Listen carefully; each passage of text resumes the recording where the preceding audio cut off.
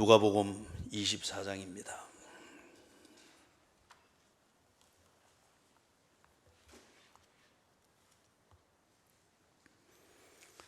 누가복음 24장 33절에서부터 49절까지 봉독합니다.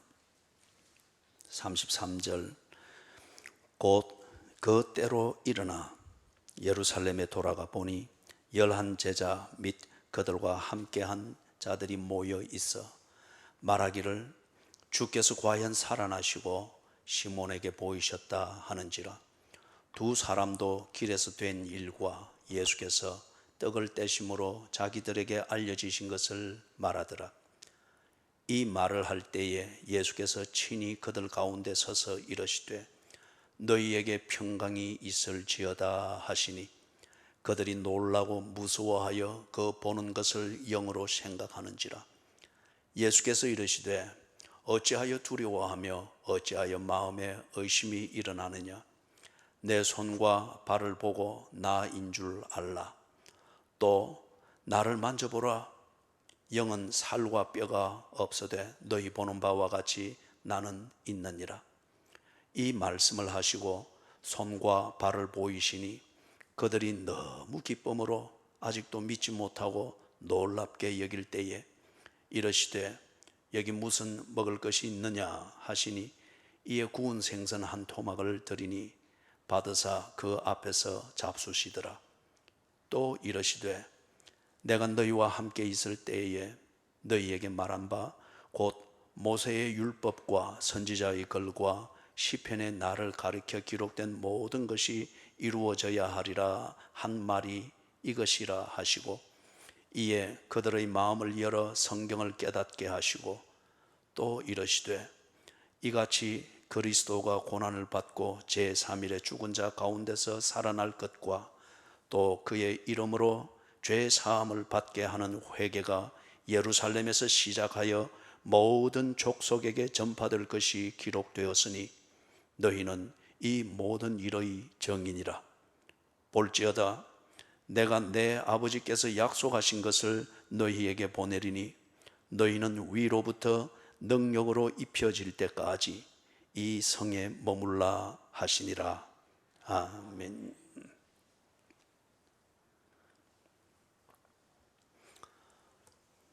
부활절 주일에 이 본문을 구절 강해를 했습니다. 그래서 오늘은 이 본문을 우리가 지금 4개의 복음서에서 증거하고 있는 이 부활 그 맥락에 비추어서 오늘 이 부분을 좀 정리를 하고자 합니다. 같은 사건이며 같은 사실 예수의 부활입니다. 그런데 이것을 4가지의 다른 관점에서 그것을 설명을 하고 있습니다. 그거는 이 성경을 읽는 독자들이 문화가 다르고 배경이 다르고 어떤 사실을 이해하는 그들의 몸에 배어 있는 논리적 체계가 다르기 때문에 그것에 맞추어서 같은 사건입니다. 같은 사실입니다. 그러나 다른 관점과 다른 논리로 어떤 사실을 이해하고자 하는 그 독자들에게 맞추어서 같은 사실 중에서 강조점을 달리하고 같은 사건에 있어서 다루어야 될 내용이 있고 다루지 않아야 될 내용이 있고 읽는 독자들의 이해를 돕기 위해서 그렇습니다. 그래서 마태복음 그것은 유대인들을 위해서 그 부활을 설명을 했죠. 그렇기 때문에 유대인들의 종교적 어떤 그런 사고방식이 설명에 많이 사용이 되었습니다. 마가복음 실용적이고 실리적인 것을 항상 믿고 그것을 가지고서 종교도 만드는 로마식 사고방식 그런 것에 체질화되어 있는 독자들이 예수의 부활 이 사건을 이해하고 믿을 수 있도록 그렇게 설명을 했습니다. 누가복음은 헬라적 사고방식입니다. 논리입니다. 이성으로서 납득이 되어지는 겁니다. 그래서 이성을 가지고 무언가 진리를 캐고 있는 이 인간 중심의 이 논리의 틀에서 그것이 그런가 납득이 되어지는 이게 그들의 사고방식입니다. 그래서 그런 사고방식에 길들여져 있는 그 사람들에게 같은 사실, 같은 사건인 예수의 부활, 이것을 알아들을 수 있도록 설명을 하고 있습니다.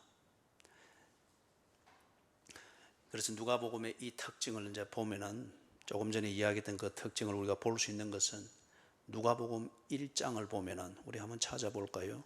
누가복음 1장 1절에서부터 3절입니다.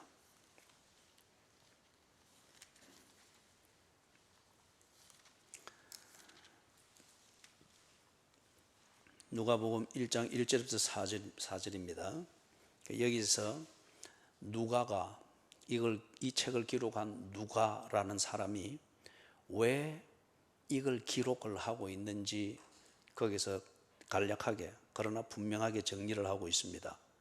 우리 중에 이루어진 사실에 대하여 지금 누가복음 24장에서 다루고 있는 사실은 예수가 부활하셨다는 사실입니다. 이 이루어진 사실에 대하여서 어떤 것을 근거로 해서 그것을 그 사실들이 전해졌다고 했죠? 목격자, 최초의 사건을 목격한 목격자와 그 다음에 이런 일들이 있을 것이다 라고 말하고 있는 성경을 가르치고 성경을 전하는 말씀의 일꾼된 자들, 그들이 전하여 준 대로 예수가 부활하셨다, 예수가 죽으셨다, 예수가 동정녀에게서 잉태하여 태어나셨다, 이걸 그렇게 기록을 했습니다. 그런데 이것에 대해서 지금 이 데오빌로 각하로 일컬어지는 이 사람에게 누가가 이 데오빌로 각하, 헬라적 사고방식과 그런 사고방식의 틀을 가지고서 사실을 이해하고 받아들이는 이게 길들여져 있는 이 사람, 그러나 예수를 믿지만은 이해는 하고 납득은 하지만은 아직 인격적으로 다 와닿을 정도로 믿어지지는 않는 거예요. 그것은 그런 사고방식의 틀을 깨고 그것을 넘어가도록 납득이 될 수 있는 이게 없기 때문에 그렇습니다. 그래서 이 데오빌로 각하로 일컬어지는 이 사람에게 누가가 이 사실을 이해할 수 있도록 제대로 전달이 될 수 있도록 다시 이것을 기록을 하겠다는 것입니다.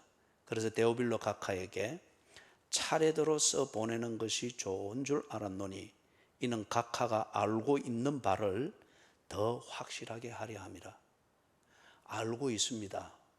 그리고 아는 것에 대해서 논리적으로는 문제가 없고, 그리고 그렇게 말하는 것이 뭐 빈무덤 사건 이런 게 있고 이런 게 있고 그렇기 때문에 예수가 부활하셨다고 말하는 것이 논리적으로는 타당하게 여기지고 그 이상의 달리 그 사건에 대한 비밀을 설명할 논리가 없을 정도로 합리적으로 납득이 됩니다.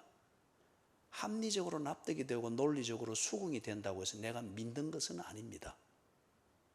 그렇기 때문에 이 데오빌로 각하에게 누가라는 이 사람이 당신이 즉 각하가 알고 있는 바를 더 확실하게 하려 함이로다.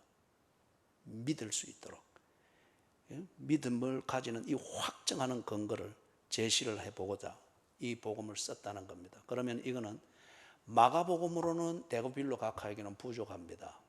마태복음으로도 데오빌로 각하가 이것을 믿을 수 있을 정도로 그렇게 깨닫기는 뭔가가 좀 배경이 다르고 접근법이 다르니까 좀 부족합니다. 그래서 누가라는 사람이 데오빌로 각하와 같은 이런 사람들이 그 사람들의 논리와 그 사람들의 체질을 따라서 보다 분명하게 이 사실을 체득할 수 있도록 다른 방식으로 썼다는 겁니다. 예를 들면은 그래서 누가복음에는 뭐가 많이 나오는가 하면은 이성적 추론을 가지고서 논리의 틀을 만들어서 납득이 되는 결론을 만드는 것은 됩니다. 그렇기 때문에 그 논리대로 하면은 제우스 신도 있고 제우스 신의 아내 헤라가 있고 그 사이에서 헤라클레스라고 하는 뭐 아들이 태어나고 지극히 논리적이고 합리적입니다. 그러나 이 헬라인들이 그걸 믿는 것은 아닙니다. 자기들의 필요를 위해서 논리적 신을 만들고 논리적 종교 행위를 하면서 자기들의 필요를 채우는 것일 뿐이죠. 믿는 것은 아닙니다.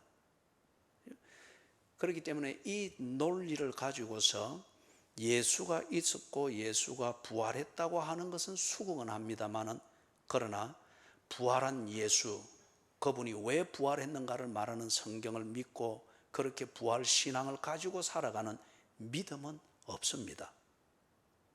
그래서 이 문제를 해결을 하기 위해서 헬라의 논리, 그 아주 탁월한 논리가 지극히 합리적인 것을 만들어내도록 만드는 이 논리, 이것이 믿음을 주지 못하는 것 같으면 이 논리의 실제를 누가가 제시를 해주고자 하는 거예요. 그러면 뭘 말하는가? 예수라는 실제를 보게 해줍니다. 예수가 부활했다, 이거는 논리의 결론이 아니라 예수가 부활했다고 하는 것은 실제다. 그 증거는 뭐냐? 또 다른 논리를 제공하는 것이 아니고 부활한 예수를 보여주는 겁니다. 그래서 예를 들면은 이게 지금 누가복음의 중요한 논지입니다. 예수가 이래서 있다, 그러면 예수가 실제적으로 이렇다 보여주는 겁니다. 그래서 예를 들면은 누가복음 1장에서부터 쭉 2장 이렇게 흘러갈 때에 다른 어떤 복음서보다도 예수님이 동정녀 마리아에게 잉태되어지고 태어나고 그리고 태어난 그 상황에 아주 자세하게 기록을 하고 있습니다. 동정녀에게서 신이 태어났다고 하는 이러한 논리로 만든 신화는 얼마든지 있습니다. 그러나 그렇게 태어난 신을 보여주는 종교는 헬라에도 없습니다. 제우스를 비롯해서 수많은 신들을 인간의 삶 곳곳에 심어두어서 지극히 이성적이고 합리적으로 자기의 안전을 관리할 수 있는 논리적 장치는 해놨지만은 그러한 신들이 실제적으로 본 적은 없습니다. 그런데 지금 누가는 예를 들어서 예수가 정말 존재하는가? 그가 정말 신의 아들인가? 이게 단지 동정녀에서 태어났다고 하는 신화로서, 논리적인 신화로서 납득이 되도록 만든 얘기가 아니고, 그거는 논리가 아니고 이거는 실제다 하는 것을 보여주는 겁니다. 그렇기 때문에 마태복음이나 마가복음 또는 요한복음에서 대충 이야기를 하든지 아니면 마가복음 같은 데서는 일절 거론하지 않는 예수님의 잉태와 태어남과 태어났을 때에 비밀스러운 장소에서 비밀스럽게 나서 비밀스럽게 없어진 것이 아니라 그게 공개되어지고 사람들이 이성적 추론을 가지고서 실제를 확인하고자 하는 이 틀에 매여 사는 사람들이 그 예수를 직접 보았다는 겁니다. 그리고 그 앞에 경배를 드렸다는 겁니다. 이걸 얘기를 하면서 데오빌로 각하에게 알고 있는 바를, 들어서 수긍하고 있는 바를 확실히 알도록 하기 위하여서 예수의 실제를 그렇게 보여주고 있는 겁니다. 24장으로 넘어갑니다. 그런 틀로서, 그리고 그런 목적을 가지고 누가가 예수에 관한 이 복음을 쭉 설명을 해 나가는 가운데 지금 24장에서 예수가 부활하셨다, 이 사실에 대해서 설명을 합니다. 그러면 같은 이치입니다. 이런 정황이 있고, 그리고 그것에 대해서 이런 목격자들의 증언이 있기 때문에 결론은 예수가 살아나셨다, 합리적입니다. 이 연역적 결론, 예수가 살아나셨다, 이걸 위하여서, 이 결론을 내기 위하여서 빈 무덤이 있고, 그리고 천사들의 증언이 있고, 그 천사들이 한 말이 성경에서 그렇게 되어 있었기 때문에 이렇게 되었다라고 이야기하고, 그래서 실제로 부활한 예수를 못 봤으나 그 현장을 보고 그 현장에 대해서 증언하는 천사들의 증언하는 내용을 볼 때에 지극히 논리적입니다. 이 논리의 근거에서 볼 때에 예수가 살아나셨다는 이 결론보다도 더 합리적이고 수긍이 갈 만한 결론이 없습니다. 그렇기 때문에 이 연역적 결론에 대해서 예수가 살아나셨다, 수긍을 합니다. 그러나 믿음은 가지 않습니다. 믿으면 가지 않는다는 이 말은 논리적으로 수긍이 되고 그 외에 다른 보다 합리적인 결론이 나올 수 없다라고 수긍하여서 그렇다라고 끄떡끄떡은 하는데, 부활하신 예수, 그 부활하신 예수가 자기 백성에게 생명을 주시고 자기 백성이 하나님과 교제하는 가운데서 살아가는 것을 위해서 인도하시고 공급하신다고 하는 이 생명은 믿지를 못하는 거예요. 그렇기 때문에 그렇게 사는 것에 대해서는 전혀 감각이 없는 거예요. 이제 이게 뭐냐, 논리적으로는 수긍을 합니다. 그러나 믿기에는 부족합니다. 24장에서 사건 현장에 조금 더 한번 우리가 덧어 가도록 하겠습니다. 1절에서부터 12절 나오는 거기에 현장에서 먼저 1차적인 정언이 나오죠. 사건 현장입니다. 거기서 빈 무덤이 있습니다. 그 다음에 그 빈 무덤 안에서 천사가 정언을 합니다. 어떤 일이 있었는가를 정언을 합니다. 예수가 살아나셨다. 그렇기 때문에 지금 여기 무덤이 비어 있다는 겁니다. 그러면서 천사가 그것에 대해서 확정할 수 있는 근거로 제시를 하는 게, 예수님이 살아있을 때에 십자가에 못 박혀 죽기 전에 제자들에게 이 말씀을 하셨다는 겁니다. 내가 죽을 것이다. 그리고 3일 만에 다시 살아날 것이다. 예수님이 이 말씀을 하셨다는 겁니다. 제자들이 이것을 알고 있습니다. 자, 이 사실에 근거해서 첫째, 무덤이 비었습니다.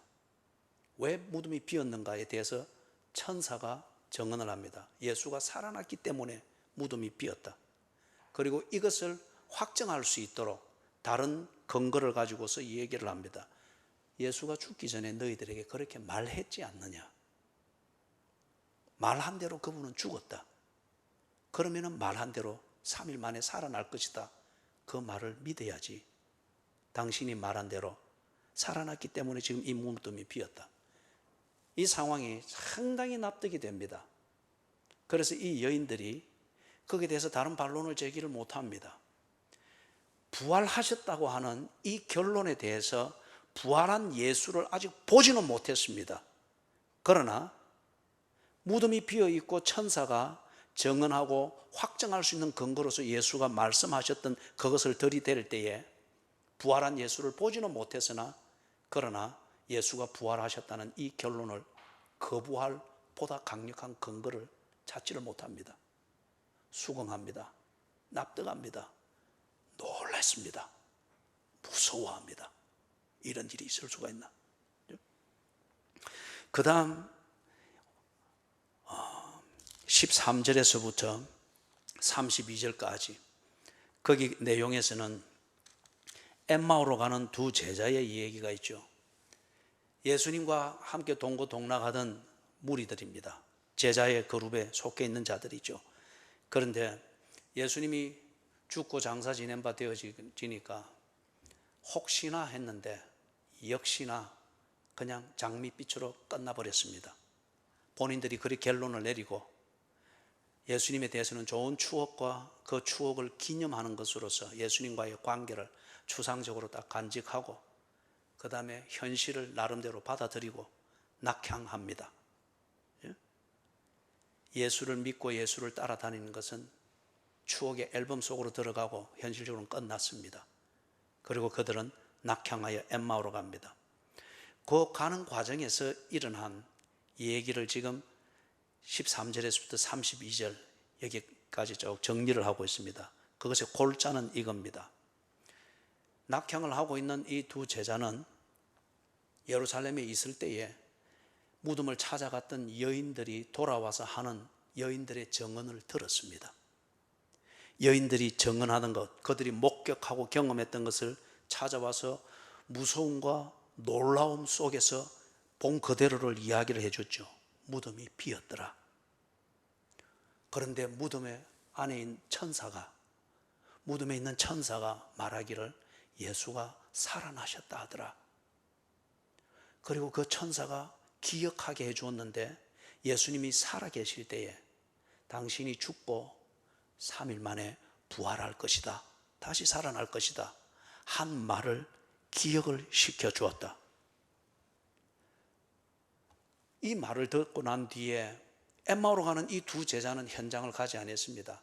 그러나 이 말을 듣고 난 뒤에 베드로와 요한은 즉시 달려갔습니다. 예수님을 묻었던 무덤이 있는 곳으로 갔습니다. 가서 무덤이 비어 있는 것을 확인했습니다. 그리고 예수님을 염할 때에 쌌던 그 세마포가 그냥 그대로 있는 것을 확인했습니다. 빈 무덤을 확인했던 거죠.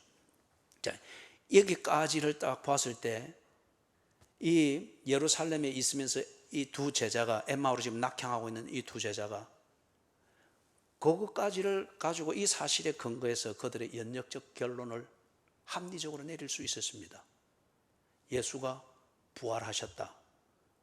그래, 그것보다 더 설득력이 있고 납득이 갈 만한 설명이 없지. 이 빈 무덤과 천사들의 증언과 이것을 목격한 여인들의 증언, 그리고 그 사실을 다시 재차 확인한 베드로와 요한의 증언, 이것에 근거해 볼 때에 비록 부활한 예수를 내가 보지는 못하고 있으나 예수가 부활했다고 결론을 짓는 것, 이것보다 더 설득력이 있고 합리적이고 납득이 갈 만한 그러한 결론은 없지 뭐. 그러나 믿지는 못합니다. 그렇기 때문에 지금 낙향을 하고 있는 거예요. 예수님과의 관계는 여기까지. 현실은 더 이상 예수가 없다. 그리고 엠마오로 돌아가는 거예요. 그런데 이 과정에서 부활한 예수님이 그들에게 나타났습니다.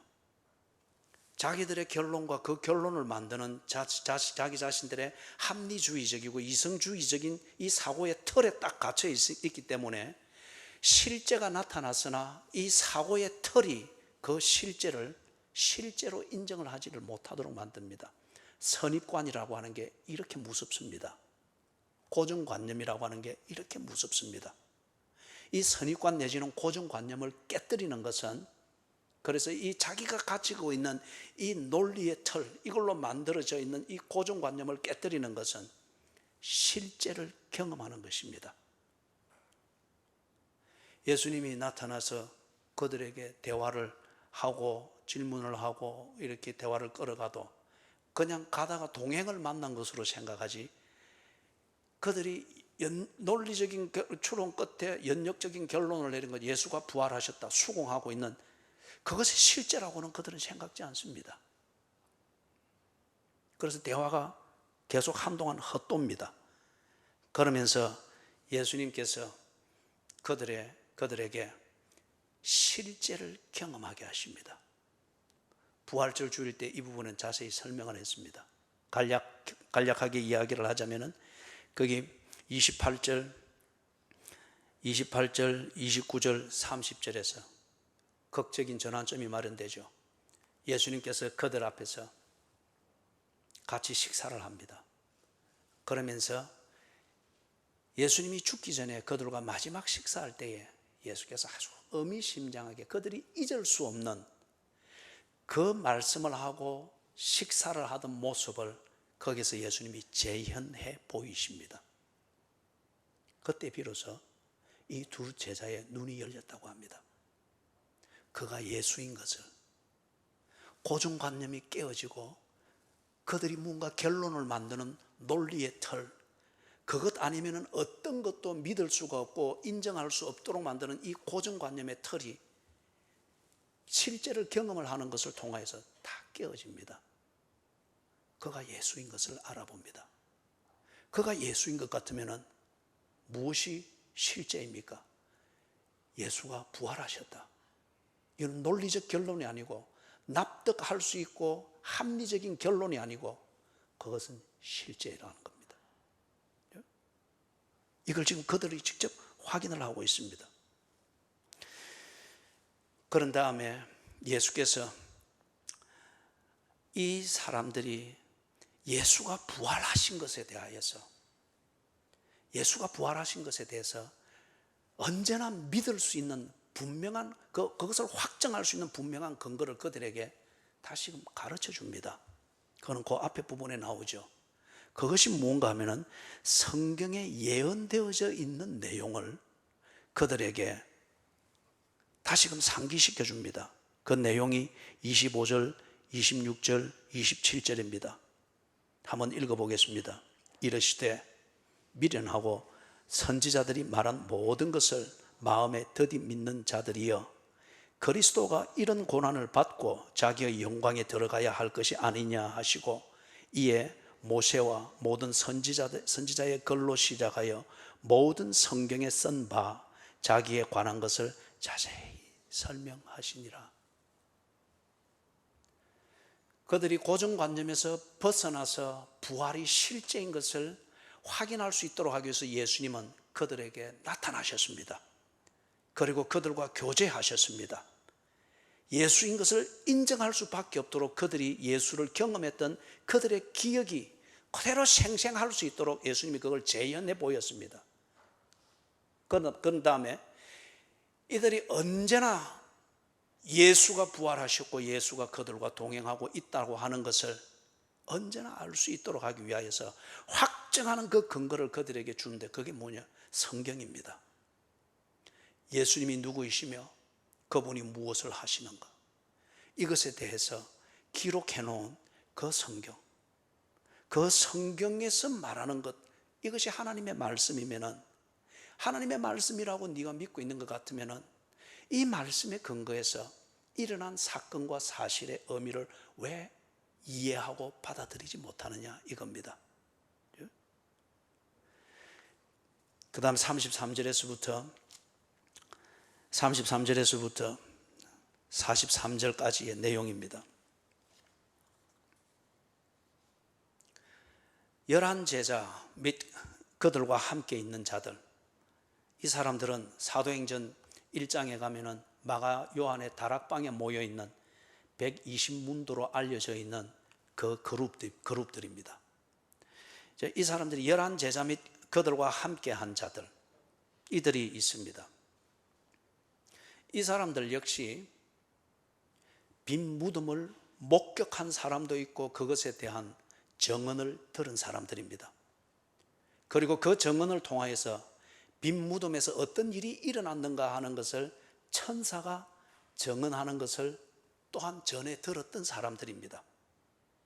그 다음에 천사가 그것을 확정하는 근거로서 예수님께서 살아계실 때에 내가 죽고 3일 만에 살아날 것이다 하는 이 말을 기억하게 해준 그 말을 들었던 사람들입니다. 그리고 예수가 한 말을 직접 듣거나 그리고 그것을 전에 들었던 사람들이 지금 여기에 있습니다.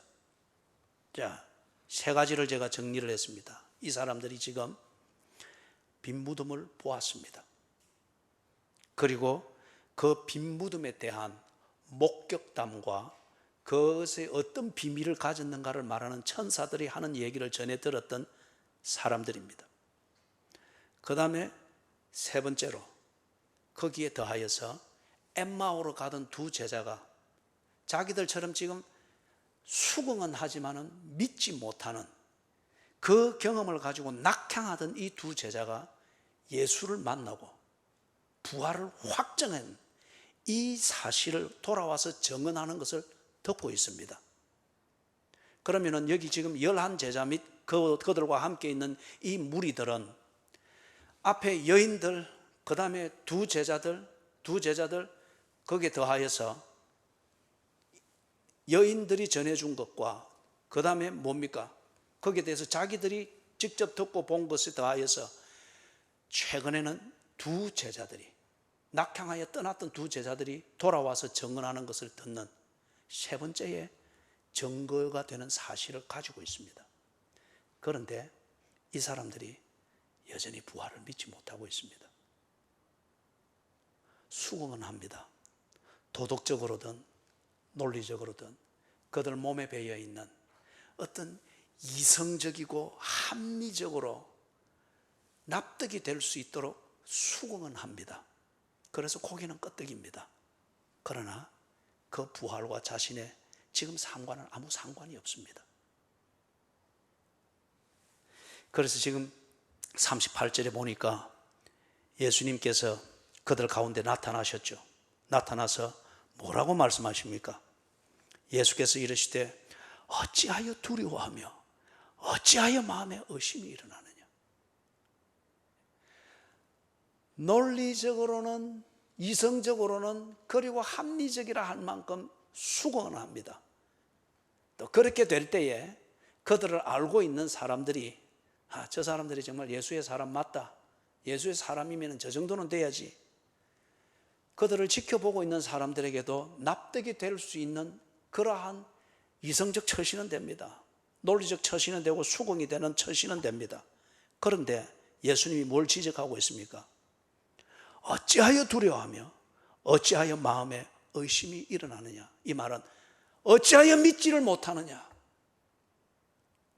네 이성적이고 합리주의적인 이 틀에 수용이 될 수 있도록 부활을 생각하고 그것에 대해서 네 나름대로 납득이 될 수 있는 결론을 얻었다고 하는 이것이 부활의 신앙을 말하는 것이 아니다는 거예요.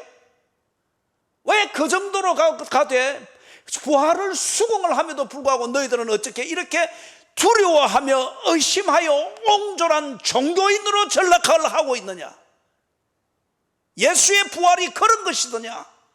예수의 부활이 실제일 것 같으면 예수가 죽고 부활한 것이 고작 네 이성적이고 논리적인 욕구를 충족시켜서 어떤 한 종류의 종교인으로 만들기 위한 소재를 만들기 위해서 내가 그런 것이더냐.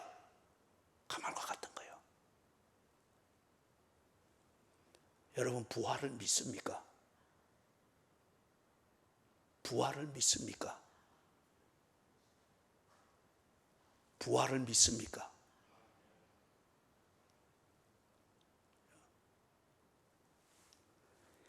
그게 논리적으로 모순이 없도록 여러분의 신앙을 일관되게 정리하고 또한 다른 사람들에게 기독교의 교리가 어느 단계에 가서 논리적으로 단절이 되어지는 것을 피하기 위해서 논리적 교량을 놓는 그것으로서 부활을 수긍이 되도록, 나도 수긍이 되고 듣는 자도 수긍이 되도록 설명하는 정도이 돼 여러분의 일상의 삶이 부활의 생명을 가지고 있다는 이 실제를 가지고서, 그죠? 두려워할 만한 것과 의심할 만한 것을 초월하여서 실제적인 삶을 부활의 생명으로 사는 것이 아니면 우리는 부활을 믿고 있는 게 아닙니다. 예수님께서 지금 이것을 지적을 한 거예요. 어찌하여 두려워하며 어찌하여 마음에 의심이 일어나느냐. 지금 예수님께서 이것을 지적하는 것을 볼 때에 왜 예수님께서 이 사람들에게 나타났을까요?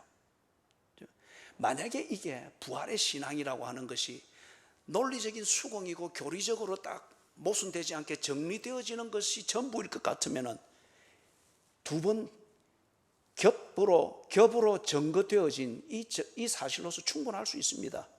그죠? 우리가 어떤 결론을 낼 때에 연역적 결론을 증명을 하기 위해서 귀납적 방법으로서 논리적 추론을 할 때에 납득이 될 수 있는 자료가 있고 정보가 있고 증거가 있으면 그 결론은 얼마든지 수용이 됩니다. 그죠?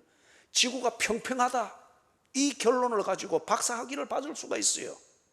그 결론에 납득이 될 수 있는 논리를 만들 수 있는 자료가 있고 그 자료에 근거해서 납득이 될 수 있는 논리를 펼칠 수 있다고 하면 심사하는 이 교수는 그것에 대해서 자기는 동의하지 않으나 논리가 맞고 논리를 만드는, 그죠?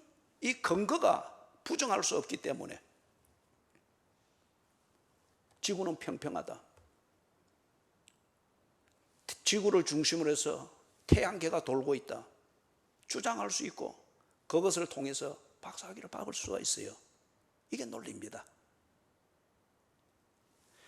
예수님께서 이들에게 나타나신 것은 부활은 논리적인 납득과 동의와 수용을 해서 거기에 맞추어서 내 처신을 만들어가는 이게 아니다는 거죠. 그게 전부일 것 같으면 여인들의 정언, 두 제자의 정언, 그리고 그 정언을 뒷받침하는 현장이 있고, 이것으로서 그들의 박사학위 논문을 쓸 수가 있어요. 충분해요.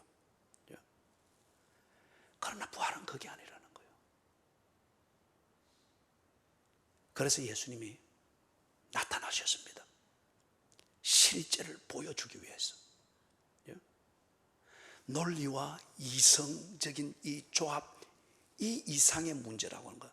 네가 논리적으로는 수긍을 하고 있으나 그러나 믿어야 된다.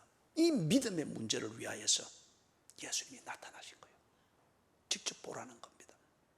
만져보라는 거예요. 확인해 보라는 거예요. 나타나셔서 뭘 하셨습니까? 만져보게 했습니다.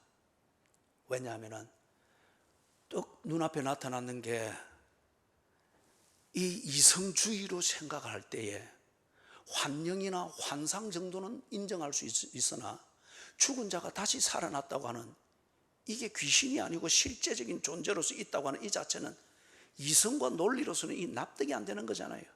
그리고 이게 인정이 되면은 이거는 과학을 벗어나는 거잖아요. 비과학적인 거잖아요. 그죠? 그렇기 때문에 예수님이 나타나서 내가 귀신인지, 너희들이 지금 환상을 보고 있는 건지 환영을 보고 있는 건지 확인해라. 손을 보여줬습니다. 못자국이 눈앞에 들어옵니다. 그죠? 딱 그들이 예수가 죽고 무덤에 들어가는 것까지는 톡톡히 목격을 했지 않습니까? 그렇기 때문에 못자국 있는 손을 보일 때에 그들이 그 예수를 보고 있다, 똑같은 예수를 보고 있다고 하는 것을 부정할 수 없는 거죠.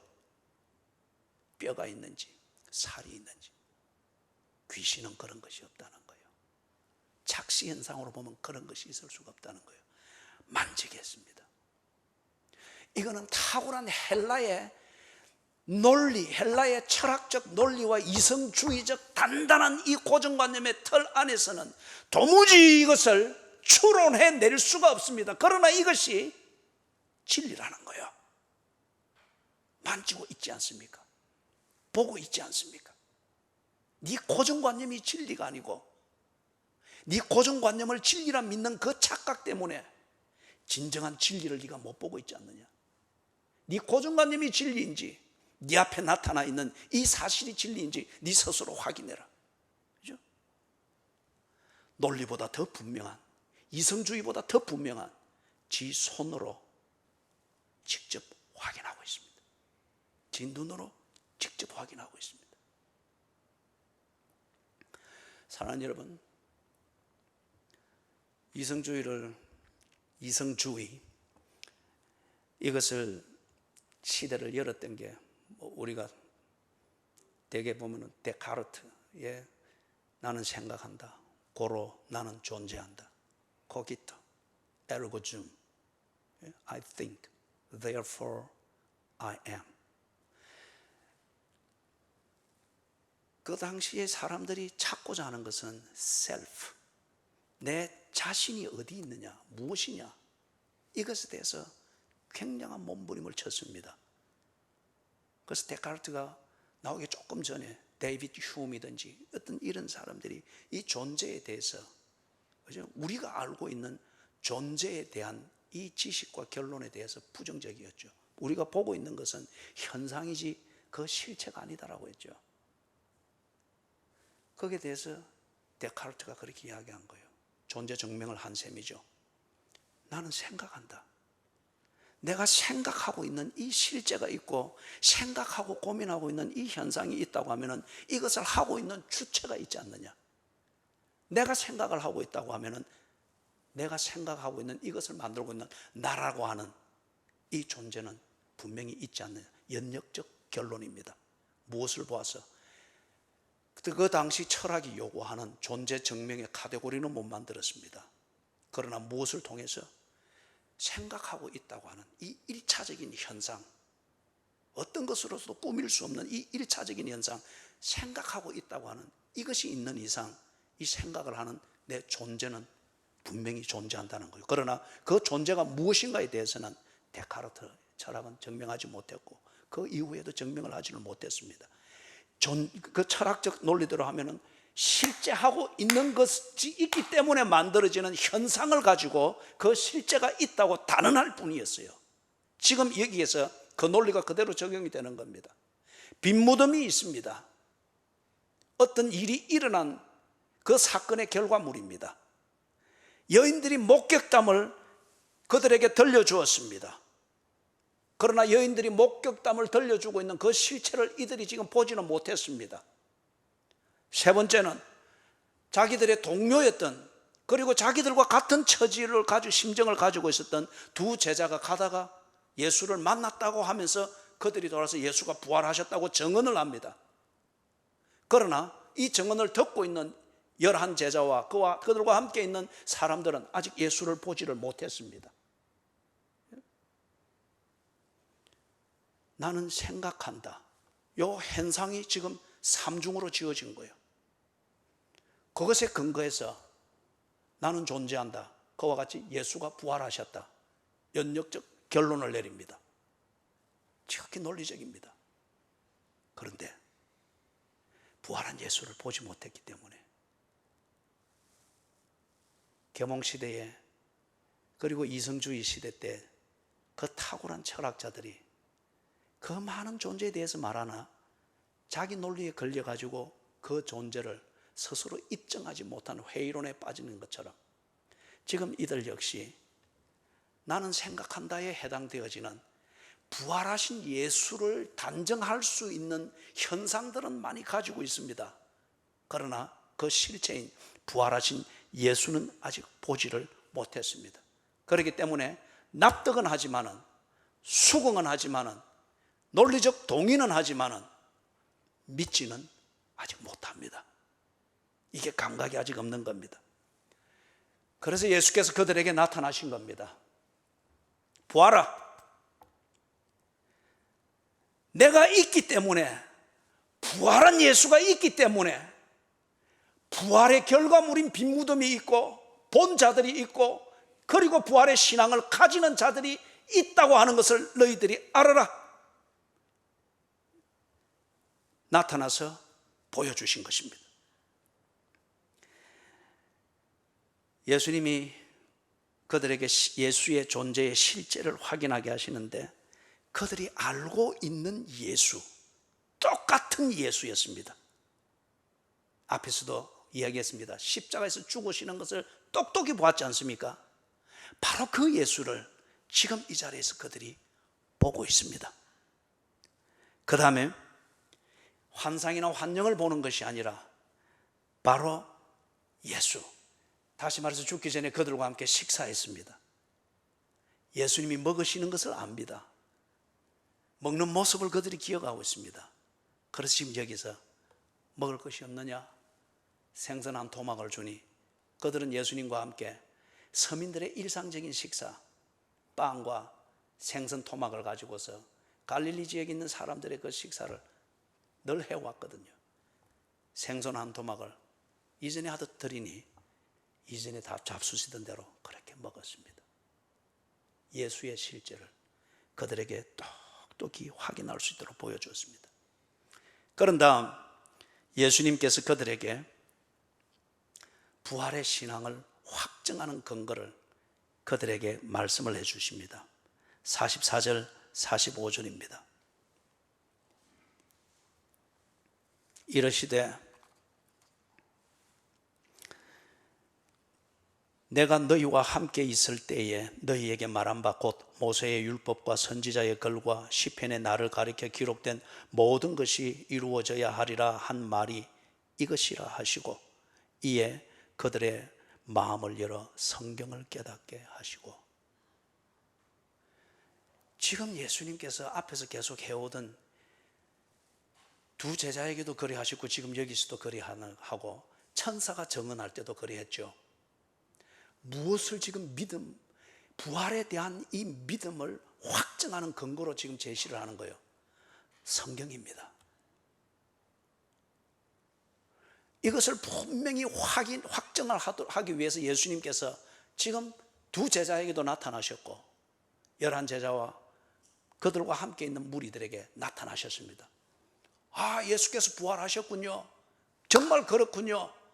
그럴 때에 네가 확인하고 확정한 이 부활의 신앙이 앞으로는 어느 때에도 흔들리지 않도록 해라.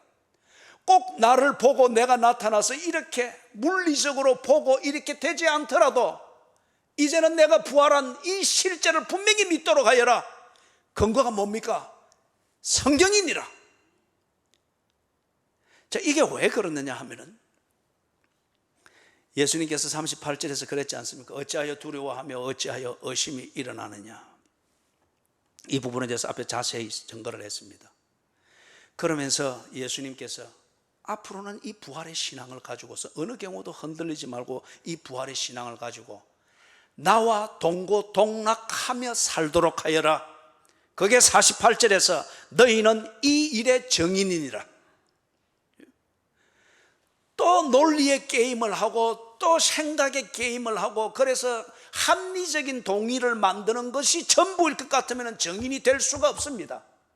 그들이 예수와 동행하는 것이 아니고 예수에 관한 자신의 추론과 자신의 어떤 논리적인 합리성을 가지고서 사는 것이죠.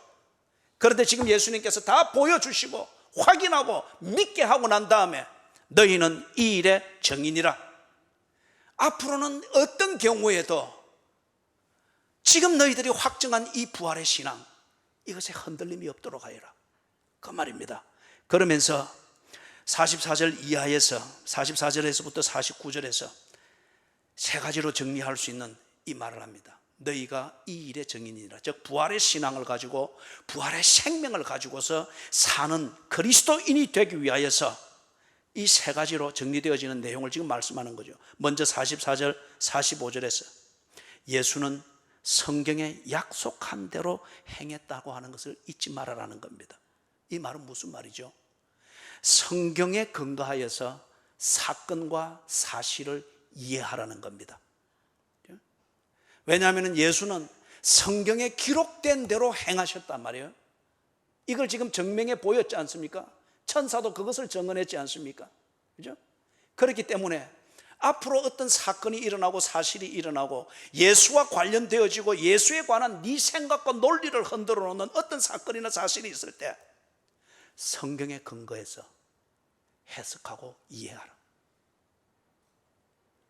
두 번째는 46절, 47절, 48절에서 제가 읽어보겠습니다.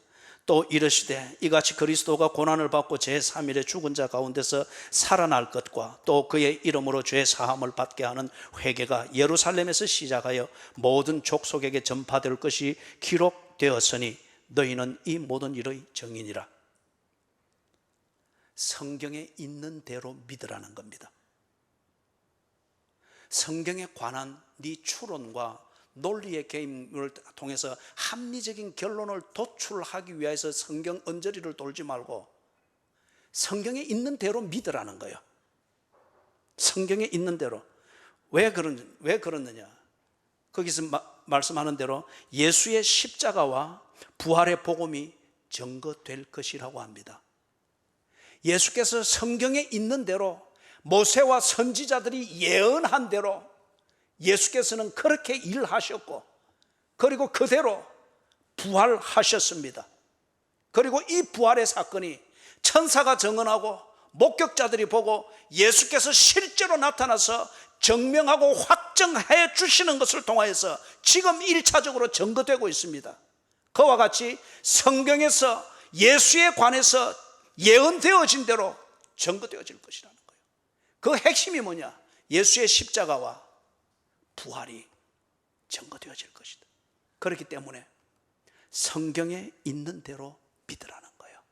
성경대로 증거되어질 것이기 때문에. 세 번째는 예수님의 약속한 것을 믿고 기다리라고 합니다. 49절에서 그렇게 나오죠. 볼지어다 내가 내 아버지께서 약속하신 것을 너희에게 보내리니 너희는 위로부터 능력으로 입혀질 때까지 이 성에 머물라 하시니라. 이 제자들이 이것을 못했지 않습니까? 예수님이 분명히 살아계실 때 그 말씀을 하셨죠. 내가 죽고 3일 만에 살아날 것이다. 너희는 갈릴리로 먼저 가. 갈릴리로 가라. 거기서 나를 볼 것이다 라고 했습니다. 부활한 예수를 볼 것이라고 했습니다. 이 말을 까마득히 잊어버리고 예수가 죽었다는 이 사건에만 충격을 받고 논리의 한계에 부닥쳐서 뱅뱅 돌고 있었지 않습니까? 그런데 예수님은 당신이 약속하신 대로 살아나셨고 약속하신 대로 갈릴리에서 그들을 만났습니다. 그런 다음에 지금 그들에게 말씀하는 거예요. 이제는 앞으로 내가 한 말, 내가 한 약속, 이것을 허투루 듣지 말아라. 네 논리의 틀에 안 맞는다고 해서 내 약속을 잊어버리거나 무시하거나 그러지 말아라. 내가 약속한 대로 했지 않느냐? 그리고 죽었고 부활했지 않느냐? 앞으로도 내가 너희들에게 약속한 대로 이루어질 것이니라. 그래서 여기서 지금 약속한 것을 기다리라. 성령입니다. 이 부분에 대해서는 이게 약속이 어떻게 성취되는가는 사도행전 1장과 2장을 할 때에 우리가 구체적으로 보게 될 것입니다. 다른 말로 말하면 뭐예요? 지금 예수님이 그들 가운데 나타나셔가지고 예수님의 존재의 실제를 보게 하고 예수와 함께 먹게 하고 그리고 예수와 동행하게 하십니다. 앞으로도 예수와 동행할 것이며 예수는 그들 가운데 있을 것이며 예수님과 더불어서 그들은 예수의 일을 할 것이라는 거예요. 무엇을 통해서? 예수께서 약속하신 것을 기다리고 예수께서 약속하신 것을 믿고 그 자리를 지키고 그 시간을 지키고 그 삶의 틀에서 벗어나지 말라는 거예요. 그게 곧 지금 예수와 동행하고 있고 예수의 임재와 함께하고 있듯이 그렇게 예수와 동행하고 임재한다는 거예요. 말씀을 정리합니다. 부활의 신앙, 이게 2000년 전에 그 실제를 말하기 위해서 예수님께서 이렇게 애를 쓰십니다. 그리고 이 예수를 보고 그 실제를 확인했던 자들, 그리고 동행했던 자들은 부활의 신앙을 가지게 되었습니다. 논리의 결론이 아니라 그들의 생명의 본질이 되었습니다. 그래서 육체의 죽음을 두려워하지 않는 사람들이 되었습니다. 그게 생각 없이 살았다는 말이 아니라 죽음이 주는 그것을 느끼는 육체의 두려움은 있었으나 그것 때문에 살아야 될 삶, 내 증인이 되리라, 그리스도인의 삶, 이것에 대해서 흔들림이 없었다는 거예요. 지금도 그러한가? 다시 말해서 예수님의 실제가 나와 함께 있고, 다른 말로 해서 내가 지금 예수님의 실제를 경험하고 있고 예수님이 나를 위해서 일하고 계시는 것을 내가 지금 이 현장에서 누리고 있다고 하면 2000년 전에 그 사람들이 그랬듯이 나 역시 예수께서 주신 부활의 생명을 가지고서 사는 것이 분명할 것입니다. 앞에서 보았던 세 가지, 이것을 오늘 우리 시대에 이루어지고 있는지 확인을 하면 간단한 문제입니다. 성경대로 예수님이 하셨지 않습니까? 그렇기 때문에 성경대로 사건과 사실을 이해하라고 했습니다. 그렇습니다. 지금도 성경을 읽고 깨달으면 예수와 그분의 하신 일을 알고 예수가 누구이시며 그분이 나를 위해서 무엇을 하시는가를 깨닫게 됩니다. 이걸 보고 예수를 만난다고 합니다. 오늘날 지금 이 현실에서도 성경을 읽고 성경을 깨달으면서 예수를 구세주로 영접하며 예수를 만나게 되는 사람들이 여전히 진행형입니다. 예수의 실제를 보고 있다는 거죠. 두 번째, 예수의 십자가와 부활의 복음이 증거되어지고 있다고 하죠. 예수의 십자가와 부활의 복음이 지금도 증거되어지고 있는 거, 이건 누구도 부정을 못합니다. 오늘 하게 되는 성찬식, 이것을 증거하는 중요한 의식 중에 하나죠. 성찬식은 죽은 신의 추억을 기념하는 것이 아닙니다. 성찬식은 우리를 죄에서 구원하기 위하여서 죄값으로 죽으시고 새 생명을 주시기 위하여서 부활하신 우리의 주, 우리의 왕, 살아계신 구세주를 예배하며 경배하며 기념함입니다. 이것을 오늘 우리가 행하듯 이것이 품고 있는 그 사건과 사실을 통해서 우리에게 실제가 되어진 예수 그리스도의 십자가의 죽으심, 그리고 부활의 복음, 이것이 여전히 증거되어지고 있습니다. 예수는 살아계십니다. 마지막 세 번째는 예수님이 약속하셨죠. 내가 약속한 것을 기다리라. 성령이었습니다. 지금 우리 가운데에는 성령께서 일하심입니다. 이걸 다른 표현으로 말하면 뭘 말하는가? 예수께서 보내신 성령은 누구의 일을 한다고 했습니까? 예수 그리스도의 일을 한다고 했습니다. 그래서 요한복음 16장에서 그가 오시면은 세 가지 일을 한다 했죠. 죄와 의와 심판에 대하여 세상을 책망한다고 했습니다. 우리가 하나님을 떠나고 하나님께 대하여 배도적인 그러한 태도로 사는 것이 이게 죄이구나 하는 것을 깨닫고 하나님께로 돌아가는 회개가 지금도 일어나고 있다고 하면 성령은 우리 가운데서 일하고 계시는 겁니다. 의에 대하여서 하나님과 바른 관계를 가지고 하나님의 자녀가 되는 것, 이게 인간의 도리를 회복하는 것이고 인간이 본래의 자리로 돌아가는 것이구나.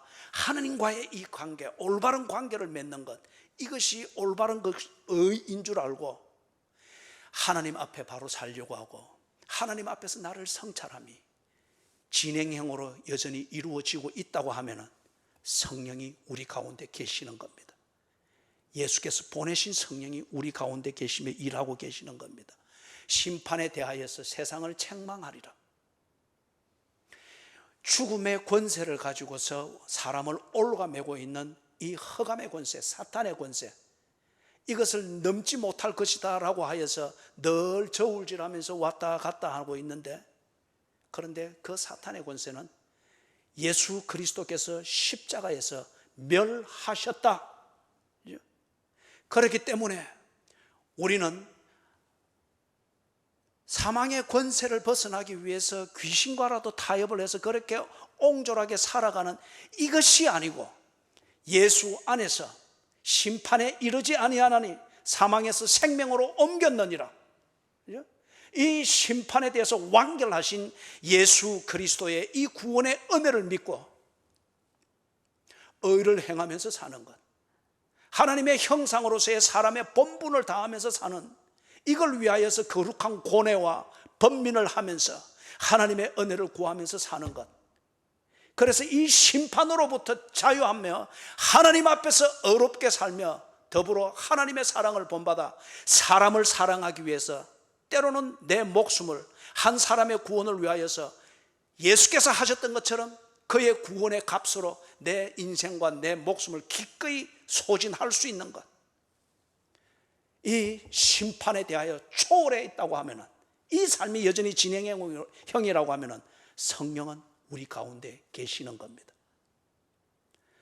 죄와 의와 심판에 대하여서 정리되어지고 이것에 대해서 정리되어진 하나님을 향한 삶이 지금도 진행형으로 이루어지고 있다고 하면 예수께서 약속하신 것, 당신의 임재와 당신의 동행과 당신의 주도하심을 똑똑히 알도록 하기 위해서 2000년 전 의심과 두려움에 빠져있는 자기의 제자들에게 확정시켜 주셨던 예수의 존재의 실제, 일하심의 실제가 그분의 성령, 보내실 성령을 통해서 그들에게 확정되었다고 하면, 그 성령이 오늘 우리에게 있다고 하면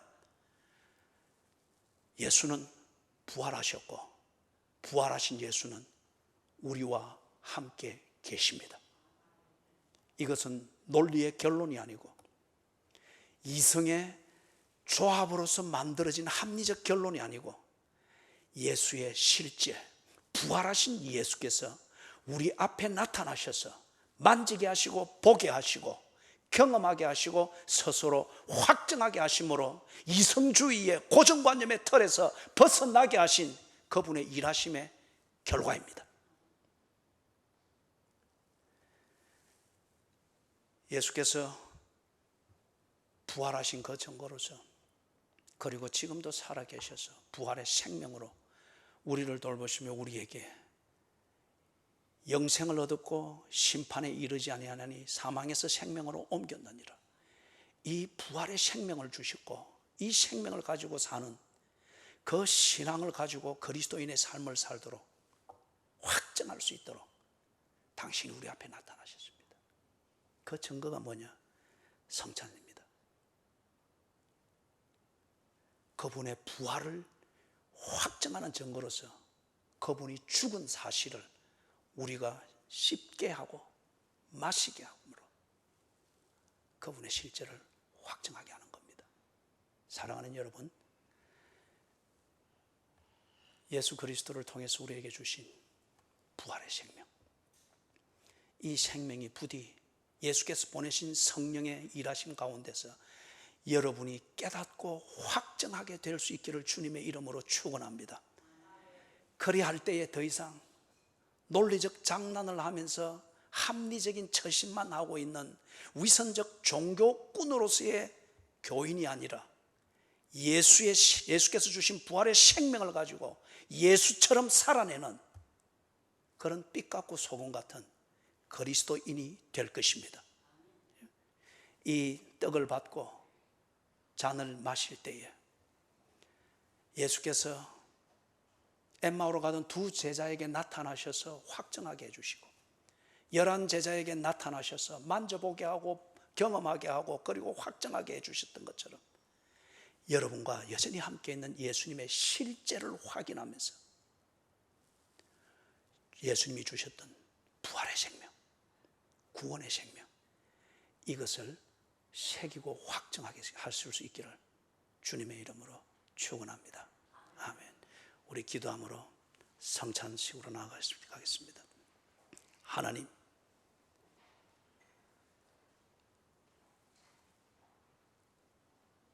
우리 주님을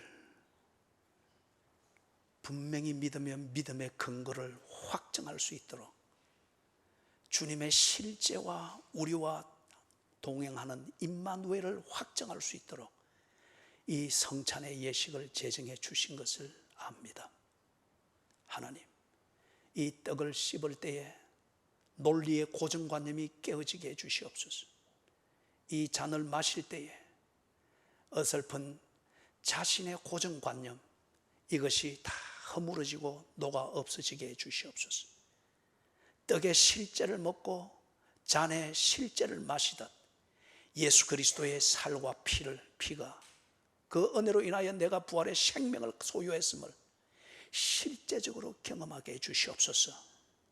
주께서 약속하신 성령이여, 이 성찬식에 오시옵소서.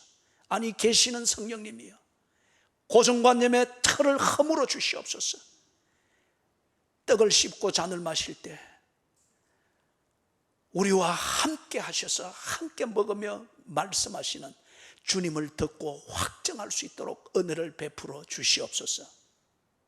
예수 그리스도의 이름으로 간절히 기도드리옵나이다. 아멘.